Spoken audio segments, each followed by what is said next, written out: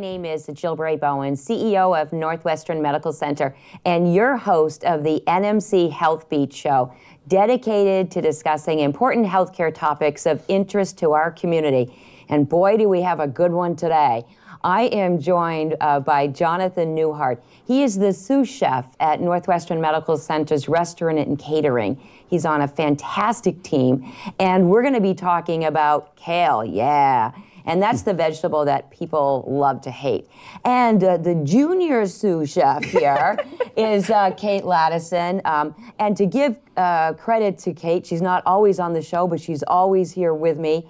And she gets all these shows ready for us so we get the right topics for discussion. But hey, John, let's start talking about kale. Let's talk about kale. So when you think about kale, it seems like a newcomer to the whole diet. So talk a little bit about kale. Well, kale's been around for a really long time. It's actually been cultivated since the Romans. They ate it a lot in Europe back in the medieval times. And it's really just gotten popular in the last maybe 5-10 years here in America. And it's great that it has, because it's really, really good for you. Interesting. I didn't know it had been around so long. Me either. Me either. So does it come in varieties, or is there just one sort of kale here? Yes, it comes in a lot of varieties. What I brought today is curly leaf kale, and just a couple of different ways you can purchase it. So this is curly kale. You get it in a bunch like this at the grocery store.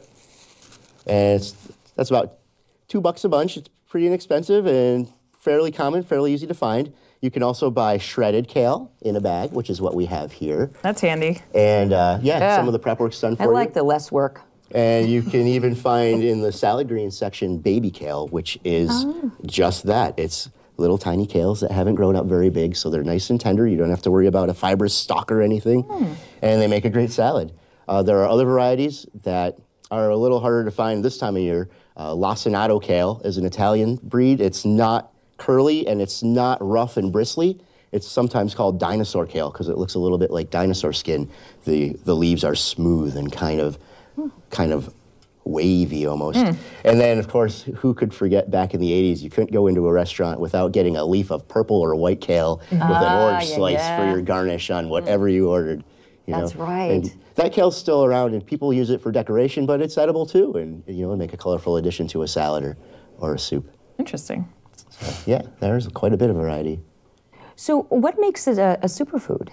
Kale is one of the most nutritionally dense foods that mankind has. So this is 1 cup, and in 1 cup of raw kale, you have 134% of your daily needs of vitamin C, which is more than an orange. You have 206% of your daily need of vitamin A, which is more than your daily need. You eat it every other day, apparently. It's 200%, right?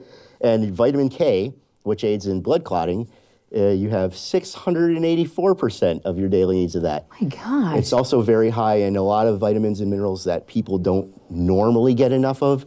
Things like potassium or magnesium. It's also high in B6, calcium, copper. And you get all that in this little tiny package, that much. It's only 33 calories, though it does have also 3 grams of protein and 2.5 grams of soluble fiber.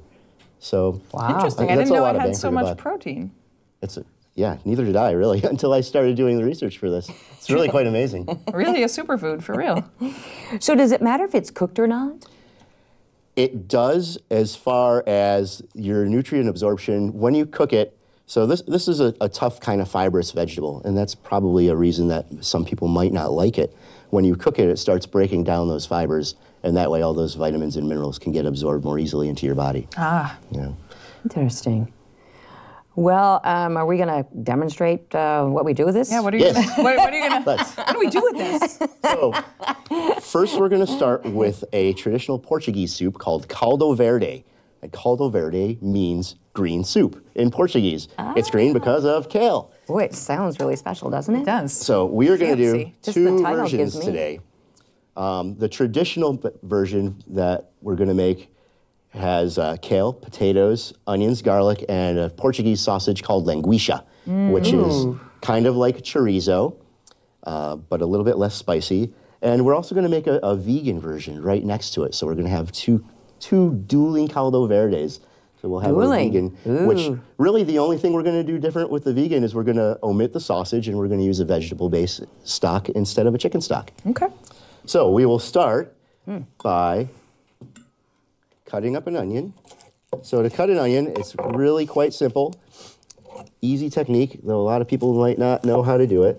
I'm going to peel it by going not quite all the way through on both the bud and the root end of the onion. That way, when I peel, I can pull a layer off just like that.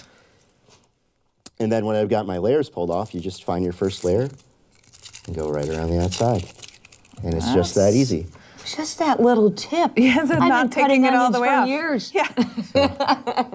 That's great. Makes for a quick cut. Yeah. So then to dice, we're going to go down this way. And you can see you've got the bud end here and the root end on the other side.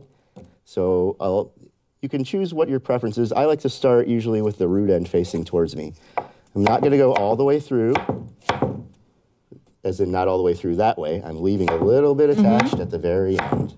I see. Doing my slices and then go back across this way. And then for the very end, you can just chop, chop, chop, chop, chop. Like that. And it doesn't have to be perfect. Nope, not at all. It's going into soup. Nobody's going to see your cuts, and you know, you're not doing a fancy garnish. We're going to stir it in. It's going to cook into the sauce. Get them roughly the same size, and that's a good idea. That's all it takes. You want them to be close to the same size so that they cook at the same amount of, like in the same speed. Yep. But other than that, you don't have to Other than worry that, about just cut them up. So we've got our onions cut, 2 separate batches for 2 separate soups. We're going to start with a little extra virgin olive oil. And you're not measuring that. Nope, I'm not measuring anything. Oh, I like that. I am. I'm not a big fan of measuring. No, you don't have to measure. That's another kind of notion that people preconceive about cooking is you need to follow a recipe. Yep. But you don't. You just need to follow the techniques. Okay. Right? So the first technique we did is our dicing. Our next technique we're going to do is called sweating the vegetables, which means we're going to put our like onions in. Glare at them and make them uncomfortable. Yes, we're going to stare at them until sweat? they get really nervous. So we're going to just put them in our oil. You can hear them start cooking a little bit. Kind of nice. So what we're going to do is we're going to cook them until they start to turn translucent. Which means what? Which means you're going to see less white and more clear. You're going to be able to kind so of they see through look it. a little bit Yeah, clearer. okay. Okay. So we're also adding, we have chopped garlic here. Okay. The best ingredient. When in doubt, add Do a garlic. little bit of garlic. And again, you're not measuring. You're just like, A little bit. Nope. If I it in were, You can make no mistake. Is that what you're saying? you can make no mistake. Perfect. If you like garlic, Freedom in put cooking. more I love garlic that. in. If you don't like garlic, just leave it out. The soup's going to be fine. You don't have to put in stuff no, you was don't this like. garlic you had chopped up? Or, sometimes I use the garlic that's just in a jar. You can chop it yourself. We chop this at the hospital with a food processor. Yeah, oh, So we nice. buy peeled cloves of garlic and put Yeah, it in. Just okay. zzz. You can buy garlic that's already chopped up at the grocery store if you don't even And want that's to do still that. good That to go. helps, There's right? no reason not to. It's all good. Right. So now this is our languisha sausage. So I cut that up last night. It's pre-cooked when you buy it. So it's completely safe in Okay. that raw meat regard. You don't have to worry about, is the meat cooked through? And when you're making a soup, odds are your meat's going to get cooked through by the time the soup's done anyway, because you're bringing it to a boil. Correct. Right. Yeah. So once the liquid's boiling, your meat has risen up to that temperature along with the liquid. So is there an approximate time that the onions become translucent that you guide by, or is it just by look? Just by look. Okay. All right. It's not No probably trade going to take burns. very long, though, right? It's like a few minutes kind of thing, John? Right. To make sweaty onions? So if you want to look at these ones right here, Oh, yeah. see how they're starting to turn a little yeah. bit clear? Right. Right. That's a sweaty onion. Our onions are sweaty. Oh, and it smells good. So it's going to Hey. start. Onions and garlic. Perfect. Kind of key. It's going to start releasing the smell, and you can tell the flavors coming out. So next up, what we're going to do is add our liquid to each soup, and then we're going to let them come to a bubble while we talk about kale chips. And then at the very end, we'll add some cooked potatoes. Okay. So what do we have for liquid? So liquid number one. This is chicken stock. Okay. You can use bouillon cubes. You can use any kind of mix. You don't have to make a homemade stock. You can use a can, you know, or a pouch. So, of course, for our chicken stock, that's going to go in our traditional.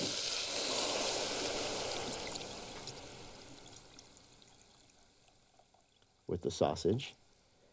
We always say that, you know, we're so busy we can't cook, you know.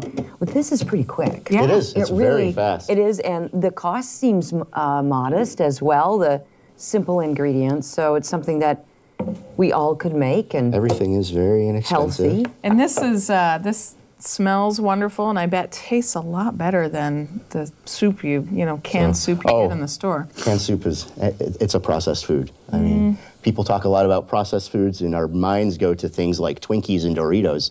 But the truth is, processed foods are canned soups. It's buying a bottle of salad dressing instead of making your own. You know, you pick that up, and it is convenient, and it is easy, and that's why people like it. But when you turn it around and read the label, it's really full of processed stuff. Yeah. Yeah, I know. Life is so fast, we tend to shop convenience, don't we? But, We really but these do. are quick, and how we prepare, like for the week, you know, do some things on the weekend and prepare ahead. We could even, you could make a big batch of this soup and have it for multiple meals. Sure. Exactly. All you do is Bring it to work the next day. make a bigger pot. My wife makes one thing to take to work for lunch every day on Sunday. And my fridge is suddenly full of bowls of spinach salad because she's going to pull one out every day, or full of bowls of oatmeal. And then there's all her little oatmeal condiments in the cupboard, and you watch them slowly drift away. Good Now plan. that's really organized.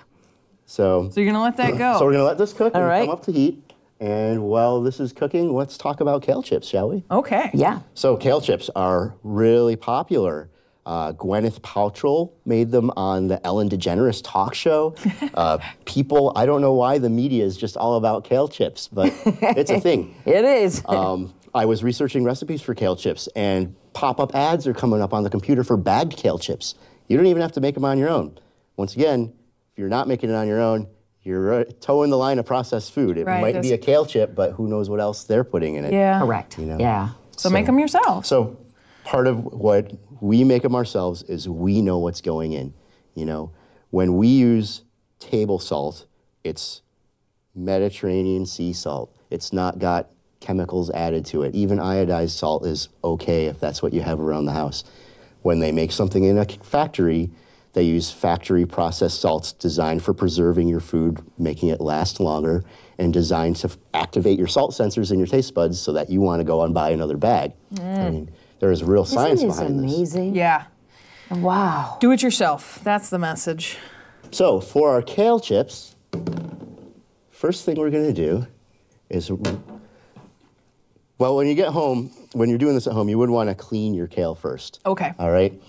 We don't have a sink here and all that stuff, but I would like to, we're going to do the first step, and what I did at home is into a bowl of water. So what we'll do is we'll imagine there's water in there. Okay. This is a multi-bowl process. So grab a big bowl, fill it with water. Grab a big bowl, fill it with water. Kale grows in sand. So even though it's cleaned at the grocery store, you can even feel there's a little sand in there. Yeah, there might be You can some feel the grit. grit in- Yeah, there is. In your grit. fingers? Isn't that something? Yeah. Which is not going to taste good. No, Okay, it's yeah, crunchy. totally. It's not going to kill you if you get any, but it's got that weird feeling. in your mouth. So all we're going to do, I'll pick a nice big leaf here so we can show you. So you've got this big stem in the middle, and that's the tough fibery part that kind of people might want to shy away from. So all I'm going to do is start at the bottom and just pull the green off of the stem, and it sort of just comes away naturally, and you're left with Okay. that. Interesting. And that's the So, Should we give this a try? So yeah.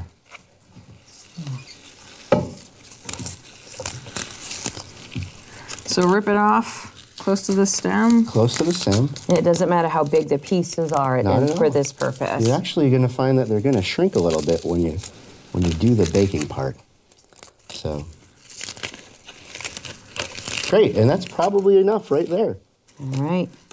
So we're at home, and this bowl is full of water. what you want to do next is you just want to kind of swoosh it around in the water so that the sand is going to come out. Sand is heavy. It's little rocks. It's going to sink all to the bottom of the water. So what you do next is gently lift your kale up and shake it and move it into your next container. Okay. All the sand's going to stay in the bottom and you can pour it right down the drain. Okay, that's your easy. Kale is clean. Voila. Perfect. Right? Simple. So once your kale is clean, you take a sheet tray and a little pan spray. Just some pan spray on the tray. And then if you desire just a scant bit of olive oil, I wouldn't do a lot at all. And then a couple cracks of salt.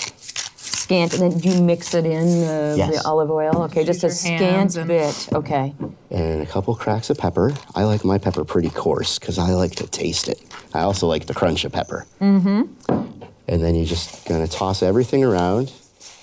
And so again, that we it's didn't mixed. worry about what size these were. It doesn't really matter. Not at all. Okay. So when we see the finished result, the kale that I put into the oven was this big. Okay. All right? Some of it's smaller, some of it's bigger. I'm not concerned about uniform size at all. And then you're gonna just lay it out on your sheet tray and try and get one sort of even layer. Well, that's pretty easy. It's a simple snack. I could do this. So you're gonna set your oven to 300 degrees. Okay. You want a low oven. The idea is to get this crispy and crunchy and delicious, but not to brown it at all. Okay. Not to caramelize. You want to keep all the greenness in there. So lower temperature for a longer period of time. So I would set 300 degree oven. Tray goes in the oven, 10 minutes on the timer. You have 10 minutes to stir the soup, enjoy it. Oh, it smells so good. Timer goes off, beep, beep, beep. Take the tray out, pair of tongs or your hands if you've been working with food forever and you don't feel heat anymore. Turn them all around, toss them all around. You'll see that they're starting to look cooked like kale chips. Back into the oven again, 10 more minutes. Stir the soup, wrap a Christmas present. I opened up packages of my gifts for my boys last nice. night, you know, and hid them downstairs and all that. Timer goes off, beep, beep, beep. Tray comes out, and what you wind up with is something that looks like this. Wow. Ooh. So they have shrunk down a little bit. They have shrunk down. The color is still green, but there's a little bit of lightly brown, and you can hear how crispy it is. Yep. Yeah. So these ones that aren't glistening are just salt and pepper. Okay. These ones that are a little more glistening and browned up did have a little bit of that olive oil stirred in. Okay. And that was just that little bit of olive oil made them that shiny. Right. All through that Right. batch. And you want Wow. to be careful not to use too much olive oil because it's not going to evaporate like water would. Right. And you'll have oily, greasy chips. So just a Okay. little. Wow. Cool. Do we So- get to try these? Yeah, you want to try some? All right. Yes. Which should we try first? Does it matter? So I actually just found when I was making these that I like the ones with no oil better. Wow. They're a lot lighter. They're very Tasty, Kale. crispy. It's amazing. They almost kind of melt away in your mouth, like they're for something that is so tough when it's raw to be that light is really amazing. And I can really taste the pepper too. I mean, I can taste the flavoring of it, so it's great. I'm gonna try one of these ones with oil. Sure. And then this is something where if you wanted more than salt and pepper, you could put other flavorings on. You could sprinkle garlic powder. You could use seasoned salt instead of just regular old salt. I mean, you could really be creative and I like 'em both. and customize it to the Very way you good. wanted it to be. I think I like the one with oil without oil better. Me too. I'm surprised by that. I was too. I'm a big olive oil fan. I'm gonna have another. So Wow. And they're so beautiful. This is amazing for anybody that had thought, ooh, kale. This is pretty awesome. And so simple to do. And it's a fun activity with kids. Yes, Right? definitely. Because they can fluff the kale and wash it and make Definitely. it simple and see the results pretty quickly. Yes, and you know, when you get kids into it, something that's a green, scary vegetable suddenly is fun. Yeah. It'd be hard, I think, to take a 5-year-old and say, here's a plate of sauteed kale I made you for dinner. I want you to eat this. Yeah. Yeah. You know, they're going to shy away. But when you bring them into the kitchen, and let's rip this up. Okay, now we're going to put it in the oven, and you That can makes some cool turn the things. light on and look through the window and watch it going, and it's exciting. yes. And then it's fun to try. It is. Those are great. Well, I'm sold. I can see myself even doing this. Awesome. It'd be a great snack. Great. Well, shall we go back Fantastic. to our soups? Yes. We should. So they're just starting to come to a bubble over here. Smelling delicious. Smelling delicious. So very easy. All we have to do to finish these, I have some potatoes here that I diced, and I boiled them in some salted water just until they were soft, right? If you have leftover mashed potatoes from dinner the night before, you could completely skip this step and use your leftovers. Oh, what a good idea. Just use your leftover mashed potatoes. So I'm going to add some potatoes to both of them. But it's interesting, you're putting it in cooked. So what about could you put it in not cooked and let them cook in the broth? You certainly could, and Okay. that would probably make the potatoes even a little bit more flavorful. Okay. This is something that's largely in the interest of time. Of course, of course. I was just thinking of, So If you had the Different time, you options. could do, yeah. when I make soup, say at the hospital, I always put raw potatoes in and cook them in the soup do, liquid. okay. And then always. they'll take on the flavor of the Right, soup. right. Okay. So we're putting a few potatoes in both. But again, a great use of leftovers. I sometimes, if you have some leftover potatoes, it's like, I don't really want these the next day. exactly. And then we've got our store-bought, pre-shredded, so easy kale. And we really don't need to do anything except open the bag and put it in. That's nice.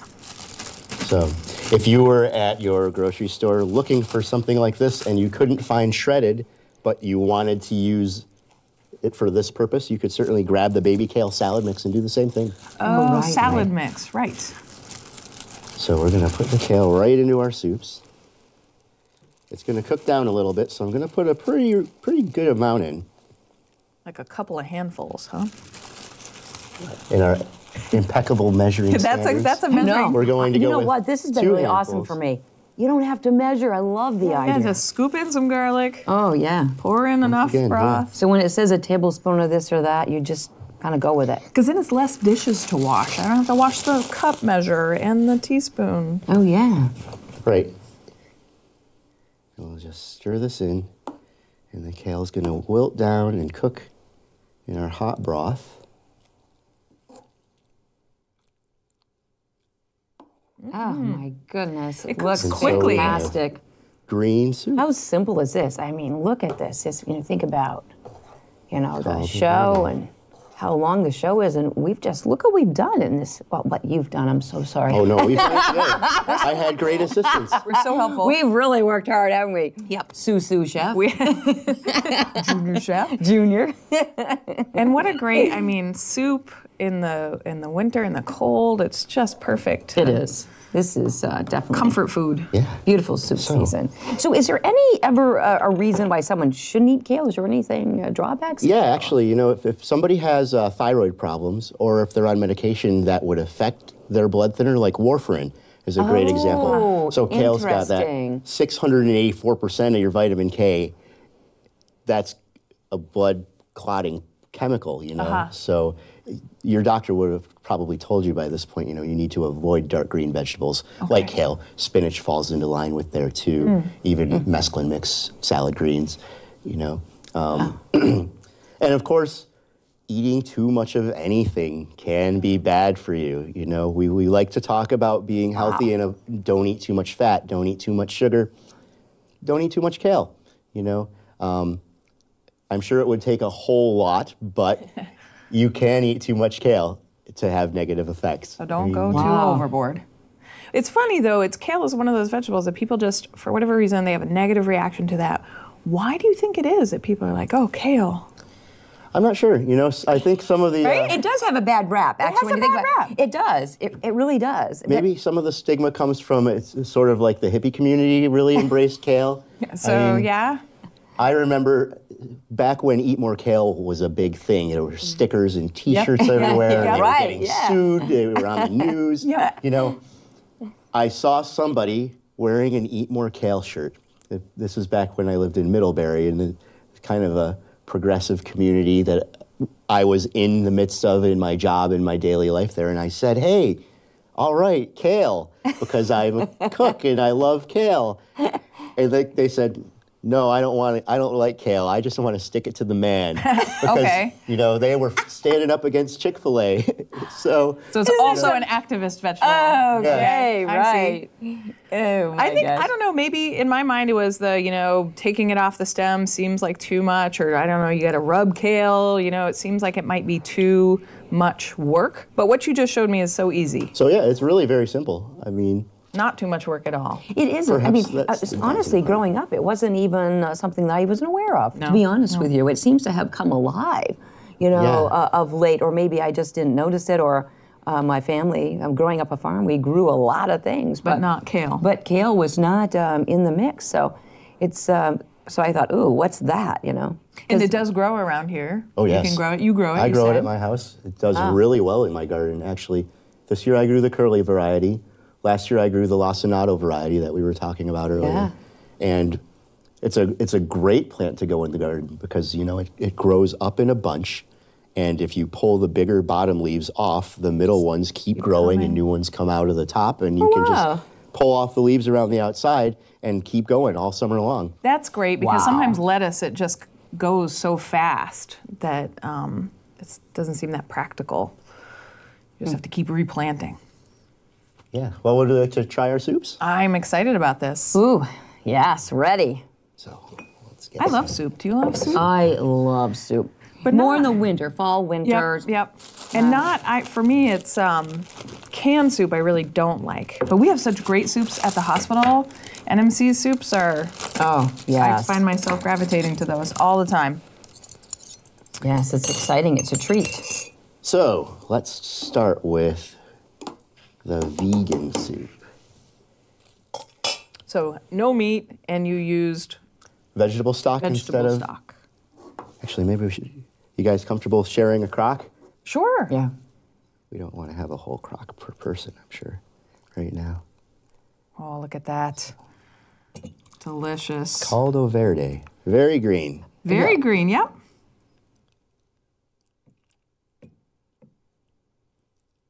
Look at that. So there's our green soup. Delicious. Get that spoon out of the way.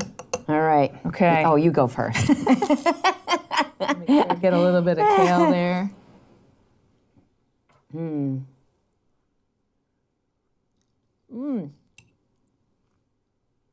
Is it hot, hot, hot? It was boiling, so. It was hot. Blow on it. All right, I want Oh, it's delicious. and I want an onion with that. So this would be. And of course, the longer it simmers, the better it's going to be.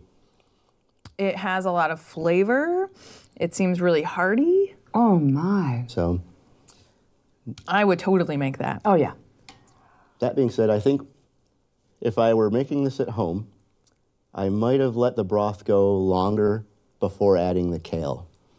Oh, yeah? Like 45 minutes or an hour, so that the onions and the garlic can really get in there. You think there's even more flavor would pop? You're saying. So we're just exactly. seeing the beginning This of it. is It could just really the pop. first start. Well, I this like is fantastic. the crunchiness of the kale, you know, not this wilty, sort of awful, soft Right. things that you get in soup sometimes. I Yeah. don't like that. And that comes from adding the kale at the end. At the very so end. Once again, if you were to simmer this for a couple hours at home, wait and leave Wait. the kale out, because if you can cook it down into that olive green, overcooked vegetable mass Ugh. that you find. But you just wait until the end, and other then you get that places. fabulous green color and crunch. Right. Love it. So I have fresh spoons for You everybody. do? Wow, don't have thank to- you. You do? Wow. Yes. Give him your spoon. So we can try the other one. Well, I could keep mine. I'm going to probably stick to this lovely little vegan option here. So. Because that's your preferred, right? Yeah. Right, So. well, would you like to try the traditional one? I would love to. So I can just like, this is mine now. Sure. That's yours. Just Thank you kidding. for giving me a little. I appreciate that. And this is our traditional, which really looks about the same. I mean, you've got those little bits And of how sausage much, in I there. mean, how many servings do you think that we made there, John? I mean, it was. Well, Who knows, right? yeah. For so at the hospital, we serve 6 ounces in a portion of soup. Okay. So this would probably give you a good 6 to 8, maybe even 10, probably 8 That's great. Yeah. is my guess. Get a little bit more of that broth in there. More broth. And just like the other, you know, if you let it hang out and simmer, you're going to get more flavor from the onions, the garlic, and the sausage this time. So all the fat from the sausage is going to kind of cook out into that broth as well. Now, when I looked at this, some soups I like to have a little bit more color, but you have the sausage in there, but we could add other vegetables to this. Oh, definitely. And just make it your own. What would you add, John? Maybe it's carrots, or you could add maybe some carrots in there to add a different color. But, I mean, this is spectacular. Carrots, bell peppers would be a nice touch for some color. Maybe some red or orange pepper. Yeah. That is delicious. Thank you. That is delicious. I agree. Got your potato piece there. Oh, yeah. Okay, I'm going to have another. Yeah, I can't stop, John. There's plenty. There's. Wow. Well, thank you for sharing this with us today. You're welcome. Oh, we just can't continue to eat on the show. I'm sorry. We're that's right. People are watching us, right? We'll have to change the title to Health Eat. Health Eat. I know. It's no longer the Health Beat show. It's the cooking show. So this is fantastic. Well, this has been incredible. I've learned a lot, and I'm sure our viewers have too. So thank you so much for joining our show, and I can only imagine the prep that you did to make this so seamless and fun for us. So thanks so much. It was a blast. And I think you're on your way to, you know, this junior chef, Sous chef. I mean, watch out. Watch out, John. Yeah, yeah. I got 50 more pounds of onions back at the hospital. All right, I'm in. Oh, now he's going to really put you to work. Yeah, exactly. Great. Well, thank you both so much. This has been so much fun, and I hope it's been fun for our viewers. I'm Jill Berry-Bowen, the CEO of Northwestern Medical Center, your host of the Health Beat Show. And I think this is fabulous. I think the more demonstration and how we can help folks use kind of simple foods and new foods and create something so delicious. So, hey, I think we're going to do this again sometime. Sounds good. All right. Thank you so much.